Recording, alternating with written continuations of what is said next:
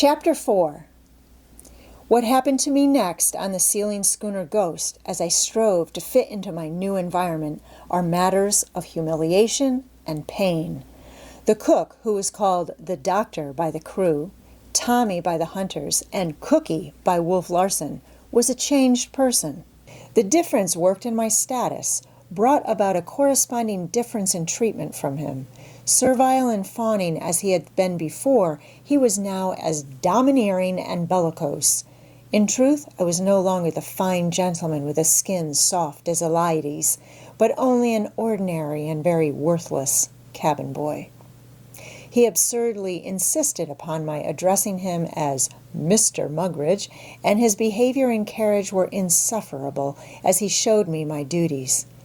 Besides my work in the cabin, with its 4 small staterooms, I was supposed to be his assistant in the galley, and my colossal ignorance concerning such things as peeling potatoes or washing greasy pots was a source of unending and sarcastic wonder to him.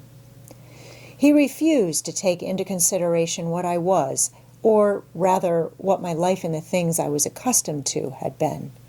This was part of the attitude he chose to adopt toward me, and I confess, ere the day was done, that I hated him with more lively feelings than I had ever hated anyone in my life before.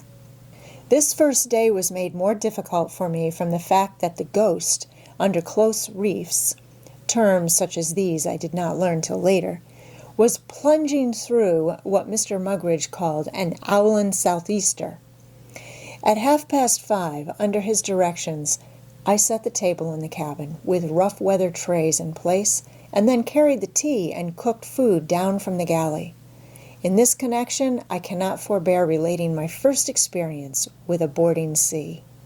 "Look sharp, or you'll get doused," was Mr. Mugridge's parting injunction as I left the galley with a big teapot in one hand, and in the hollow of the other arm several loaves of fresh-baked bread.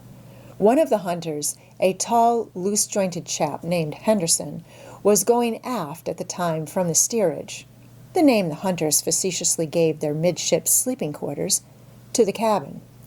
Wolf Larson was on the poop, smoking his everlasting cigar. "Here she comes! Sling your hook!" the cook cried.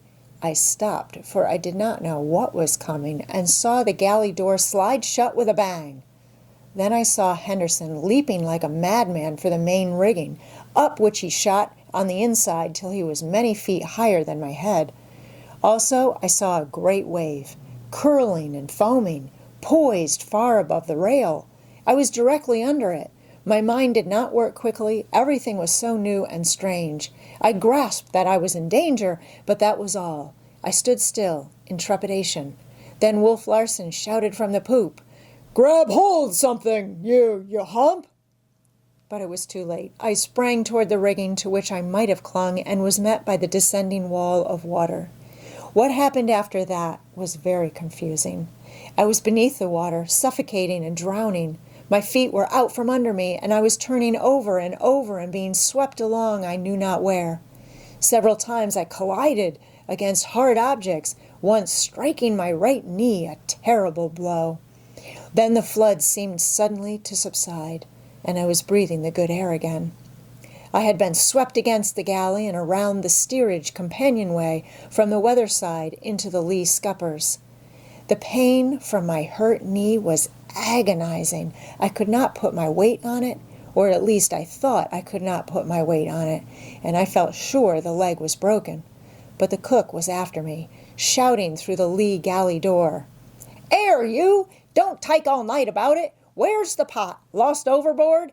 Serve you bloody well right if your neck was broke." I managed to struggle to my feet. The great teapot was still in my hand. I limped to the galley and handed it to him. But he was consumed with indignation, real or feigned. "God blime me if you ain't a slob. What are you good for anyway? I'd like to know. What are you good for anyway? Can't even carry a bit of tea after without losing it. Now I'll have to boil some more. And what are you sniffling about?" he burst at me with renewed rage. "'Cause you've hurt your poor little leg? Poor little mama's darling." I was not sniffling, though my face might well have been drawn and twitching from the pain. But I called up all my resolution, set my teeth, and hobbled back and forth from galley to cabin and cabin to galley without further mishap. 2 things I had acquired by my accident: an injured kneecap that went undressed and from which I suffered for weary months, and the name of Hump, which Wolf Larson had called me from the poop. Thereafter, fore and aft, I was known by no other name until the term became a part of my thought processes and I identified it with myself, thought of myself as Hump, as though Hump were I and had always been I. It was no easy task waiting on the cabin table, where sat Wolf Larson, Johansen, and the 6 hunters. The cabin was small to begin with, and to move around, as I was compelled to, was not made easier by the schooner's violent pitching and wallowing. But what struck me most forcibly was the total lack of sympathy on the part of the men whom I served. I could feel my knee through my clothes, swelling, and I was sick and faint from the pain of it. I could catch glimpses of my face, white and ghastly, distorted with pain in the cabin mirror.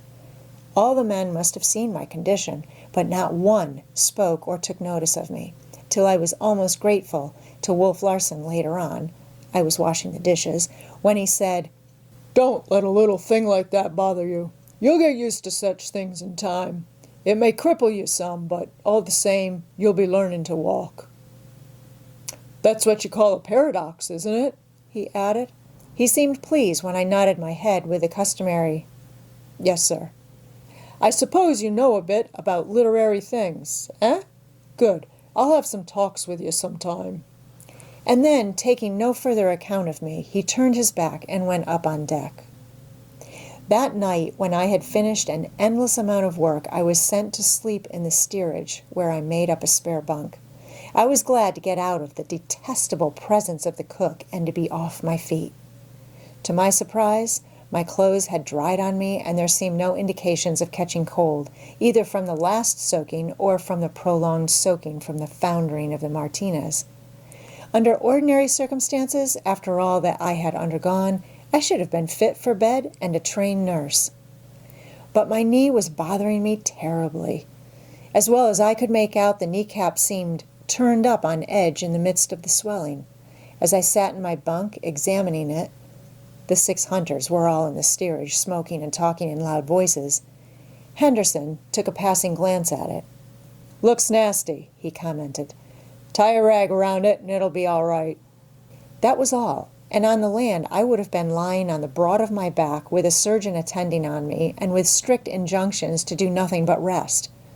But I must do these men justice.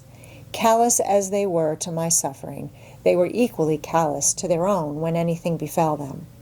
And this was due, I believe, first to habit, and second, to the fact that they were less sensitively organized. I really believe that a finely organized, high-strung man would suffer twice and thrice as much as they from a like injury. Tired as I was, exhausted in fact, I was prevented from sleeping by the pain in my knee. It was all I could do to keep from groaning aloud. At home, I should undoubtedly have given vent to my anguish, but this new and elemental environment seemed to call for a savage repression. Like the savage, the attitude of these men was stoical in great things, childish in little things. I remember later in the voyage seeing Kerfoot, another of the hunters, lose a finger by having it smashed to a jelly, and he did not even murmur or change the expression on his face. Yet I have seen the same man, time and again, fly into the most outrageous passion over a trifle. He was doing it now, vociferating, bellowing, waving his arms, and cursing like a fiend, and all because of a disagreement with another hunter as to whether a seal pup knew instinctively how to swim. He held that it did, that it could swim the moment it was born. The other hunter, Latimer, a lean Yankee-looking fellow with shrewd, narrow-slitted eyes, held otherwise, held that the seal pup was born on the land for no other reason than that it could not swim, that its mother was compelled to teach it to swim, as birds were compelled to teach their nestlings how to fly. For the most part, The remaining 4 hunters leaned on the table or lay in their bunks and left the discussion to the 2 antagonists.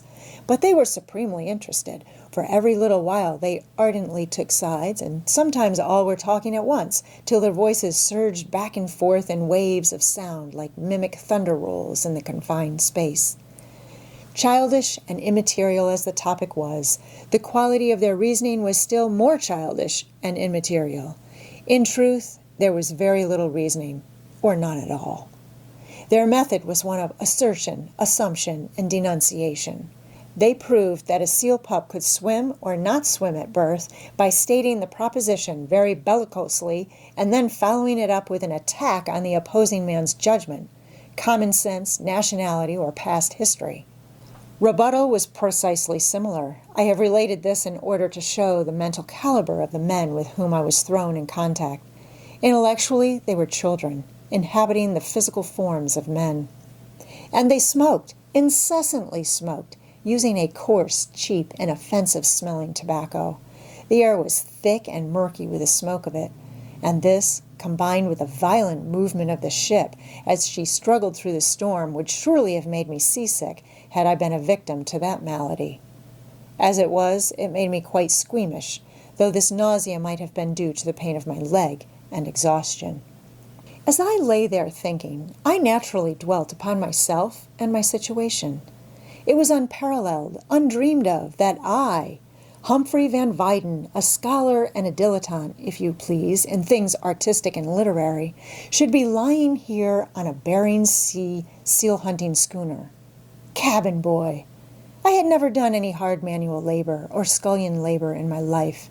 I had lived a placid, uneventful, sedentary existence all my days, the life of a scholar and a recluse on an assured and comfortable income. Violent life and athletic sports had never appealed to me. I had always been a bookworm, so my sisters and father had called me during my childhood. I had gone camping but once in my life, and then I left the party almost at its start and returned to the comforts and conveniences of a roof. And here I was, with dreary and endless vistas before me of table setting, potato peeling, and dishwashing. And I was not strong. The doctors had always said that I had a remarkable constitution, but I had never developed it or my body through exercise. My muscles were small and soft, like a woman's, or so the doctors had said time and again in the course of their attempts to persuade me to go in for physical culture fads. But I had preferred to use my head rather than my body, and here I was, in no fit condition for the rough life in prospect. These are merely a few of the things that went through my mind and are related for the sake of vindicating myself in advance in the weak and helpless role I was destined to play. But I thought also of my mother and sisters and pictured their grief. I was among the missing dead of the Martinez disaster, an unrecovered body. I could see the headlines in the papers, the fellows at the university club, and the bibelots shaking their heads and saying, "Poor chap." And I could see Charlie Feruseth, as I had said goodbye to him that morning, lounging in a dressing gown on the bepillowed window couch and delivering himself of oracular and pessimistic epigrams. And all the while, rolling, plunging, climbing the moving mountains, and falling and wallowing in the foaming valleys, the schooner Ghost was fighting her way farther and farther into the heart of the Pacific. And I was on her. I could hear the wind above. It came to my ears as a muffled roar. Now and again, feet stamped overhead. An endless creaking was going on all about me, the woodwork and the fittings groaning and squeaking and complaining in 1,000 keys. The hunters were still arguing and roaring like some semi-human amphibious breed. The air was filled with oaths and indecent expressions. I could see their faces flushed and angry, the brutality distorted and emphasized by the sickly yellow of the sea lamps which rocked back and forth with the ship. Through the dim smoke haze, the bunks looked like the sleeping dens of animals in a menagerie. Oilskins and sea boots were hanging from the walls, and here and there rifles and shotguns rested securely in the racks. It was a sea fitting for the buccaneers and pirates of bygone years. My imagination ran riot, and still I could not sleep. And it was a long, long night, weary and dreary and long.